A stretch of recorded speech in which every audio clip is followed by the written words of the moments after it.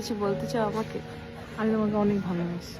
বাংলাদেশের content creator, অভিনেত্রী ও writer Kareena Kaiser আর নেই। 15 মে রাতে ভারতের চেন্নাইয়ে চিকিৎসাধীন অবস্থায় শেষ নিঃশ্বাস ত্যাগ করেন তিনি। তার মৃত্যুর খবরে শোকের ছায়া নেমে এসেছে পুরো শোবিজ অঙ্গন জুড়ে। এবার আবেগঘন বার্তা দিয়েছেন অভিনেত্রী পারসা ইভানা। নিজের ভেরিফাইড ফেসবুক পেজে কারিনার সঙ্গে একটি ছবি শেয়ার করে তিনি তার ক্যাপশনে লেখেন, কারিনা আপু, আমাদের না ঘুরতে যাওয়ার কথা ছিল, একসাথে কত কথা বলার ছিল, কত প্ল্যান ছিল, কিন্তু এমন কেন হলো? তোমার সাথে দ্রুত দেখা হবে ওপারে, ভালো থেকো আপু। স্ট্যাটাসের শেষে তিনি কারিনার রুহের মাগফিরাত কামনা করে লেখেন, ইন্না নিল্লাহি ওয়া ইন্না ইলাইহি রাজিউন। পারসা ইভানার এই পোস্ট প্রকাশের পর তা মুহূর্তেই সামাজিক যোগাযোগ মাধ্যমে ভাইরাল হয়ে যায়।